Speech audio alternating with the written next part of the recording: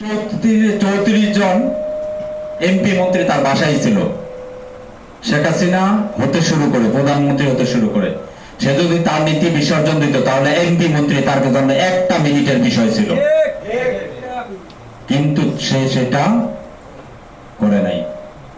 2013 সালে প্রথম আলোর একটা হেডলাইন বের হয়েছিল যে পূর্বাঞ্চলের এমপিরা পূর্বাঞ্চলে একটা প্লট পায়, বা যত এমপিরা, আপনি গুলশানে একদম পাকিস্তান পিরিয়ড থেকে এমপি মন্ত্রীরা একটা প্লট পায়, একমাত্র ইয়াং লিডার ব্যারিস্টার আমদানিক রহমান পার্থ ছাড়া সকলেই ওই প্লট গ্রহণ করেছেন, যার মধ্যে বিন্দু মাত্র সম্পদের লোভ নাই। মানুষের জন্য কাজ করার জন্য সে তার সকল কিছুকে ধূলিসাৎ করেছেন এবং পায়ের নিচে লুণ্ঠিত করেছেন।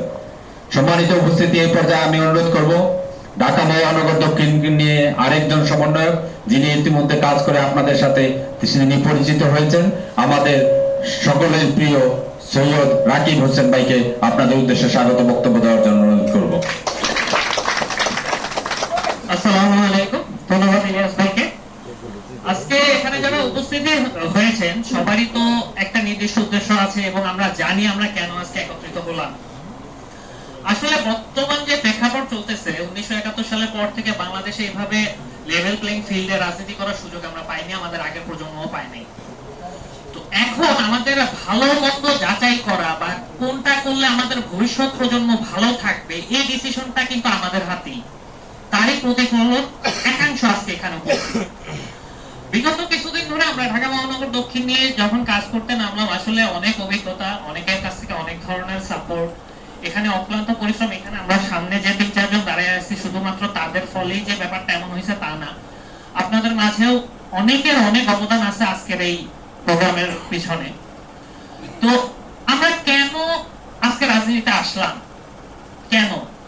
আমাদের তো ভালো অপরচুনিটি, আরো অনেক শক্তিশালী দল আছে। আমাদের বিজেপি তো মানে খুব একটা মিডিয়া লাইনের ফ্রন্টে আসতেছে না। হ্যাঁ, ব্যক্তি ব্যারিস্টার আমদানিক রহমান পার্থ ভাই, উনি আমাদের দলের চেয়ারম্যান।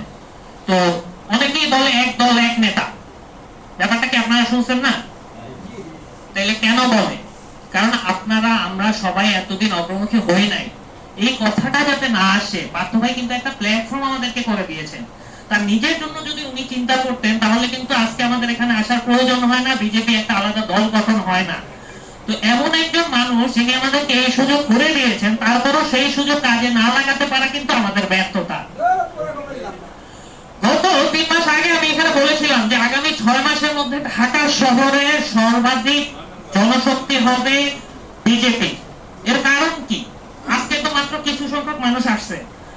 আমরা জানি ইতিমধ্যে প্রতিটা এলাকায় কিন্তু বিজেপির কমিটিগুলো হয়ে যাচ্ছে এবং প্রচুর পজিটিভ একটা রেসপন্স আমরা পাচ্ছি। এর কারণ হচ্ছে আমরা সুষ্ঠু ধারা রাজনীতি প্রতিষ্ঠিত করতে চাই।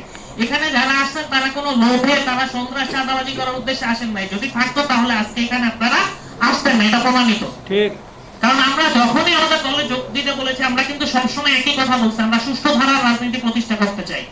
আমরা অন্য কোনো দলের দেখানো পথে হাঁটবো না।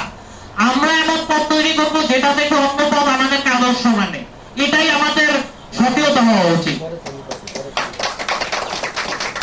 তো ইনশাআল্লাহ এখানে আসলে সর্বপ্রথম যে ব্যাপারটা ইউনিটি, একতাই শক্তি। আমরা যদি সবাই এক হয়ে কাজ করতে পারি, ঢাকা মহানগর দক্ষিণ না সারা বাংলাদেশের বিজেপি খুব শীঘ্রই 1-2 নাম্বার দলের কাতারে আমরা নিয়ে যেতে পারবো ইনশাআল্লাহ। তো আমি চাইবো কে কার মাধ্যমে আসেন ব্যাপারটা না, আমাদের সবার নেতাকে ব্যারিস্টার আমদানিক রহমান পার্থ, আমরা সবাই বিজেপি পরিবারে, একই পরিবারের সবাই আমরা ভাই। সো এই পরিবারটা যাতে এক করে আরো বড় কিভাবে করতে পারে সেটাই হবে আমাদের মূল লক্ষ্য। তো আমি আশা করবো সবাই সবার সহযোগিতা হাত বাড়িয়ে দিবেন। আর এই দলে আসলে আপনার পদ কি বা আপনি কোন পদে আছেন এই কারণে কাউকে বড় করা বা ছোট করার প্র্যাকটিস নাই, এটা আপনাদেরকে আগে থেকেই বলে দিতে চাই। আপনি যদি যোগ্য হন আপনাকে কোনোভাবেই কেউ দমায় রাখতে পারবে না। সো আপনি আপনার জায়গা থেকে নিজের যোগ্যতা অনুযায়ী কাজ করবেন, দল আপনাকে মূল্যায়ন করবে ইনশাআল্লাহ। এই আত্মবিশ্বাস আমাদের সকলেরই আছে। তো আজকে সবাইকে আসার জন্য অসংখ্য ধন্যবাদ। আমি আমার সংক্ষিপ্ত বক্তব্য এখানে শেষ করলাম। সবাই দোয়া করবেন। আসসালামু আলাইকুম, আল্লাহ হাফেজ।